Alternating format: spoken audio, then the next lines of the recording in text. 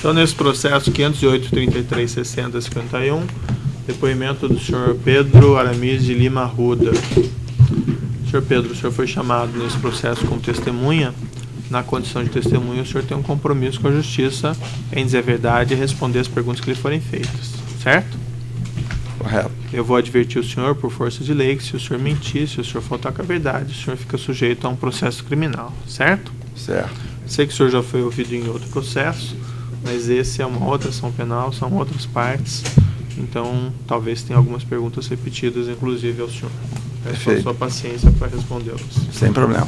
Ao Ministério Público. Boa tarde. Boa tarde. O senhor poderia explicar qual a sua função na Petrobras? Eu sou gerente de segurança empresarial da Petrobras. O senhor participou de alguma apuração relacionada a refinarias da Petrobras? Participei da apuração do episódio relativo à refinaria de Passadina. Participei como membro, como coordenador do caso do Comperj. Tá. Isso foi quando essa apuração relacionada com o Comperj? Foi de abril a novembro do ano passado. Tá. O senhor poderia explicar, e depois a gente pode detalhar, o que foi apurado em relação ao Comperj? Houve um conjunto de fatos chamando nossa atenção. Então, o primeiro fato que chamou a atenção foi o planejamento precário para toda a atividade do Comperj. Isso implicou em que 3 grandes obras, com previsão de durar em torno de 3 anos, tiveram início sem que as demais obras tivessem partido em tempo adequado para que todas ficassem concluídas ao mesmo tempo, evitando-se perda de recursos. Então, a unidade de destilação atmosférica, o COC, começaram nesse primeiro período, que foi em 2010. E somente em 2013 veio a ser contratada a unidade de geração de hidrogênio. Então, isso implicou uma perda significativa para a Petrobras, pela imobilização do ativo, pela necessidade de fazer a chamada hibernação das obras e o chamado condicionamento de equipamentos, porque houve a antecipação dessas construções e também houve a antecipação da aquisição de alguns equipamentos. Inclusive, o projeto que originalmente foi concebido para ser um grande projeto petroquímico, ele, aos poucos, evoluiu para uma refinaria. Foi um projeto petroquímico bastante ambicioso, depois um programa com 3 fases e, finalmente, ficou apenas com uma refinaria de 165 mil barris. Então, ao longo desse processo, alguns equipamentos adquiridos perderam a sua utilidade, porque pela mudança, abandono da atividade petroquímica, esses equipamentos ficaram inservíveis. A Petrobras agora estuda a aplicação deles em outras obras. Então, o primeiro ponto foi essa questão relativa ao planejamento. Vamos ponto por ponto, então, para a gente não precisar depois repetir. Vamos. Esse ponto foi ocasionado por fatores imprevisíveis ou imprevistos à época, ou é algo que poderia ter sido evitado de alguma forma antes? Se fossem observadas as regras previstas na Petrobras para a realização de projetos, certamente a chance de que isso acontecesse seria muito menor. O que são essas regras, rapidamente? A Petrobras tem, como as grandes indústrias, seguem uma metodologia em 5 passos, em que o primeiro passo é o levantamento da ideia. Vamos fazer uma obra assim. O segundo passo é um projeto conceitual. O terceiro passo, projeto básico. O quarto passo, a execução. E o quinto é a partida para a obra. O recomendável é que nos 3 primeiros passos haja um planejamento muito firme para que na execução da obra não haja a necessidade de formação de aditivos, não haja incorreções nesse período. E o que aconteceu no Comperj foi que, quando ficou estabelecido o projeto conceitual, tem chamados portões de aprovação, cada fase dessa. Quando chegou no segundo portão de aprovação, que era para iniciar o projeto básico, houve a chamada antecipação de contratações. Então, a diretoria autorizou... Qual diretoria? A diretoria colegiado autorizou, seguindo proposta da diretoria de abastecimento, que era a dona do negócio. Então, desculpe, deixa eu recompor... Desculpe interromper também, mas quando foi isso, aproximadamente? Essa definição dessa antecipação de aquisições? 2010. 2010. 2010. Então, o que aconteceu? Com essa antecipação, a engenharia... Tem um aspecto interessante. A Petrobras, em 2006, tinha contratado a Tecnip Itália para fazer o projeto conceitual em si. E, ao terminar esse projeto, quando a gente observava o prazo previsto para a execução de cada ação, para que o projeto entrasse em funcionamento, ou em operação, como a gente fala, o prazo mais cedo para a conclusão da obra, dando tudo certo, era 2014. E houve, então, uma imposição de que essa obra deveria terminar inicialmente em 2010, depois em 2012, e essa 2012 ficou uma imposição forte, uma data de 12 de dezembro de 2012. Então, a engenharia pressionada, ela fez um ajuste regressivo. Então, se tem que estar pronto em dezembro de 12, vamos comprimir todas as fases anteriores para poder chegar em dezembro de 2012 funcionando. Então, isso deu margem a uma série de quebras dos padrões usuários de trabalho da Petrobras. O senhor falou engenharia pressionada. Pressionada por quem? Pela diretoria de abastecimento, principalmente, foi o que a gente escutou de vários depoentes. Tá, só para esclarecer, o senhor não tem conhecimento dos fatos por ter trabalhado de diretoria de abastecimento. Seu conhecimento é exclusivamente por ter feito a apuração? Perfeitamente. Tá. E foi apurado, então, quem seriam os responsáveis por esse item, especificamente? Esse item, especificamente, ele aponta para o diretor Paulo. E, de alguma forma, também para o diretor Duque, ex-diretor Paulo e ex-diretor Duque. Tá. E algumas outras pessoas também de apoio ali, como o Barusco, eu não me lembro na época se era Avenina ou se era, acho que era Avenina ainda. Que também participaram dessa preparação desses documentos. Tá. Houve outras constatações, então, se eu puder... Houve. Eu falei da desorganização no planejamento.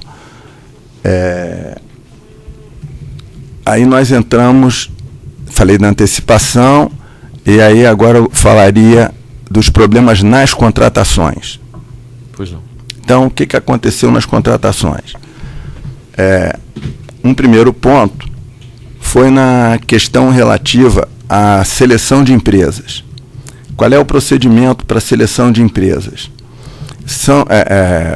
A engenharia estabelece uma série de requisitos para as empresas que podem participar daquele tipo de obra. Então, fazem-se 5, 6 definições em graus numéricos para que a empresa possa, uma vez encaixada ali, participar do processo licitatório. E nós constatamos aí algumas irregularidades. Uma é que esses elementos, eles meio que flutuaram para incluir ou excluir empresa.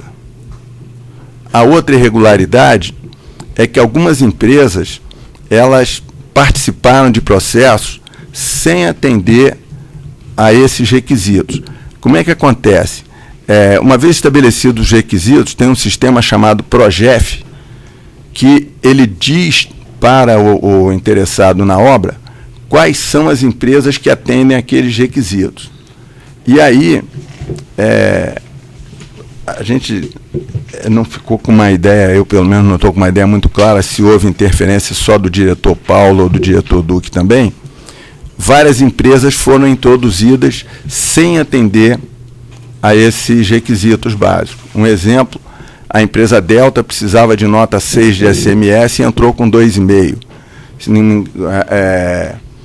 Teve uma outra empresa que agora me foge aqui, ela tinha um requisito de capital mínimo de 130 milhões, ela tinha 900 mil. Então, coisas desse gênero acabaram sendo aceitas. E isso depois resultou em dificuldades para a conclusão das obras mais adiante. Isso foi apurado, então, que esses diretores tinham poder para determinar a inclusão de empresa ou estabelecer a lista? Essas diretorias tinham esse poder? Sim.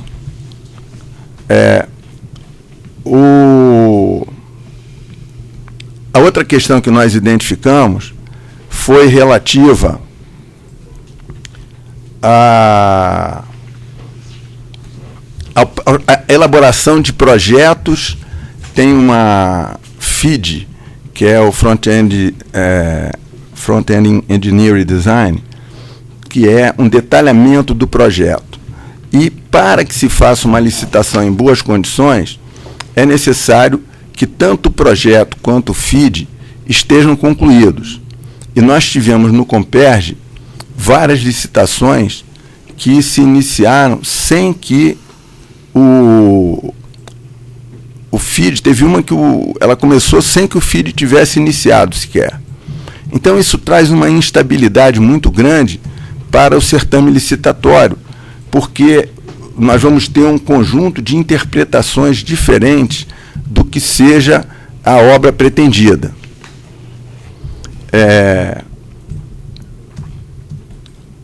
Falei da inclusão, projetos básicos e FEED. Deixa eu perguntar ao senhor, Pois não. Trabalho, houve alguma constatação relacionada a preços?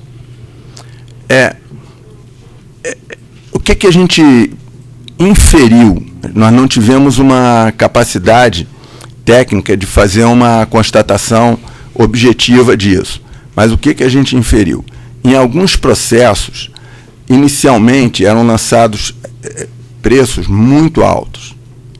Então a Petrobras, em alguns casos até, ela invalidou a licitação, cancelou aquela licitação, fez outra licitação. Eram lançados preços muito altos, desculpa, preço de referência? Não. Pelas empresas? As empresas que participavam da licitação apresentavam preços muito acima da estimativa original da Petrobras. Tá. Desculpa. E então, as áreas, especialmente a área de abastecimento, instava a equipe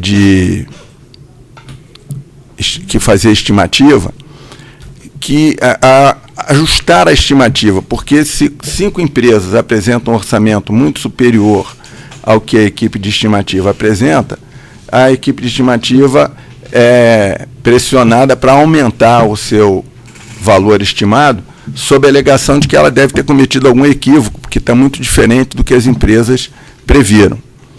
Então, nós tivemos vários casos em que, quando a gente tinha essa elevação da estimativa, era mantida a mesma ordem dos diferentes participantes, as ofertas vinham na mesma ordem.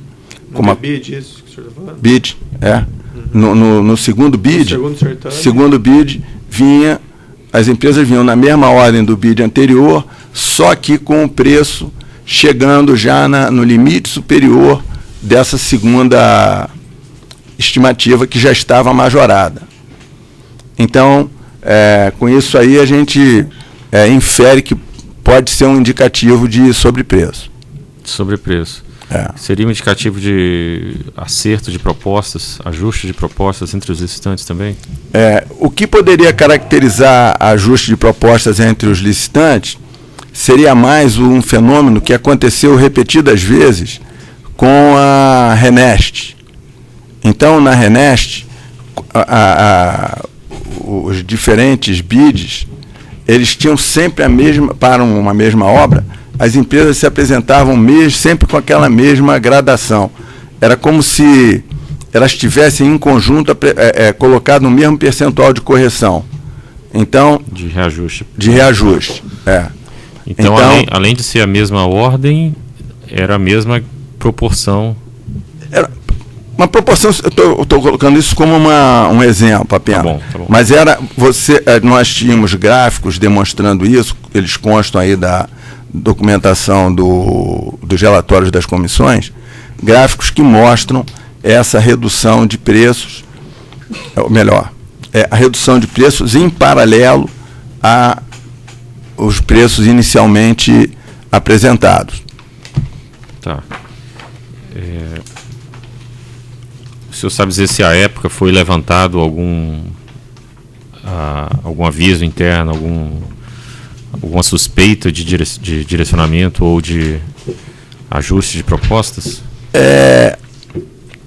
Eu não posso dizer se na época houve identificação de direcionamento, porque as coisas todas fluíam em cima de justificativas ou explicações que levavam a mudanças nas estimativas da Petrobras. E a gente depois, olhando o processo, a gente vê nitidamente que aquelas mudanças de estimativa conduziram a um direcionamento. Então, há casos em que a estimativa foi revista 3 vezes, e na terceira vez entra a empresa que a gente entende tinha sido eleita depois da gente saber do cartel. A gente, peraí, isso aqui é um claro direcionamento. Agora, eu não tenho convicção que à época da realização da obra as pessoas pudessem perceber isso. O senhor conhece as normas de conduta internas dos servidores, empregados diretores da Petrobras? Sim. No caso de surgir uma notícia ou de algum empregado diretor ter conhecimento de que houve um ajuste entre as empresas, ainda que sem participação dos empregados, para vencer determinada licitação ou impor determinado preço, qual seria o dever dessa pessoa? Ele teria o dever de informar isso, até porque isso, se concretizando, constituiria crime. Então ele teria que procurar o jurídico para se orientar quanto a providências a serem adotadas, ele teria que agir. Tá. Houve alguma constatação de que, em algum momento, os diretores da diretoria de abastecimento, diretoria de serviços, tomaram essa atitude? Que tenha chegado ao meu conhecimento, não. Especificamente em relação à obra que foi realizada pela Galvão Engenharia, me parece que em consórcio. Que foi o QGGI e QGGIT. QGGI é o consórcio, isso? São 2 consórcios. Queiroz Galvão e ESA. O outro foi Queiroz Galvão e ESA. Eu não sei se foi Tecna ou Toio, não estou lembrando bem agora. Sem problema. Em relação, além dessas questões gerais que o senhor falou, que me parece que afetam a obra como um todo, a refinaria, em relação a esses contratos, foi identificado algum ponto específico? Se o senhor se recordasse, não se o QGGI, houve inclusão de empresas que não preenchiam todos os requisitos, e teve mais uma também que agora está me fugindo aqui. Mas nós constatamos 2 situações de não conformidade no contrato da QGGI. Você recorda o que é? Eu estou tentando lembrar aqui. Uma eu lembrei e mencionei, a outra eu precisaria consultar algum documento para lembrar. Mas consta da documentação do relatório. Inclusive tem um anexo que descreve detalhadamente cada processo desse aí. Excelência, obrigado. Estou satisfeito. É isso? Os defensores, então? Boa tarde. O senhor conhece o acusado Ayrton Medeiros da Fonseca? Não. Qual que é a sua formação? Eu sou oficial do Exército e fui para a Petrobras em 2002, por indicação do Gabinete de Segurança Institucional. O presidente da Petrobras, à época, fez a solicitação que me indicassem, e assim eu fui para lá. O senhor é auditor, é isso? O senhor Não. tem outra função? Não sou auditor, mas no Exército a gente participa de muitas situações de investigações, comissões de apuração, chamadas lá de comissões de sindicância e até mesmo inquérito policial militar também. E hoje na Petrobras o senhor tem um cargo do quê? Eu na Petrobras hoje, eu sou gerente de segurança empresarial. Eu tenho, não sei se seria conveniente eu expressar aqui as minhas responsabilidades para caracterizar bem. Não, eu tenho, não? Porque é um conjunto grande de processos que a gente responde por eles. Inclusive hoje a gente está com um problema lá no Rio de Janeiro, em que uma equipe vinculada a uma obra do Comperj interditou a ponte Rio-Niterói. Então, todas essas questões de movimento